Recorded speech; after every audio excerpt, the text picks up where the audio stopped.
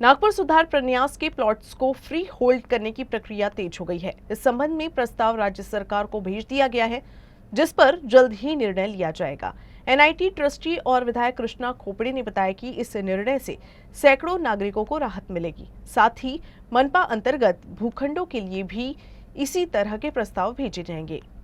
गुंठेवारीच्या अंतर्गत ज्यांच्यापाशी ॲग्रीमेंट, करारनामे, कब्जापत्र आहे, कमीत कमी 98-99% घरं बनले आहे, परंतु ते नियमितीकरण होत नव्हतं आणि म्हणून नागपूर सुधार प्रन्यासने प्लेन टेबल सर्वे त्याचा केला। प्लेन टेबल सर्वे करून त्याला मान्यता दिली।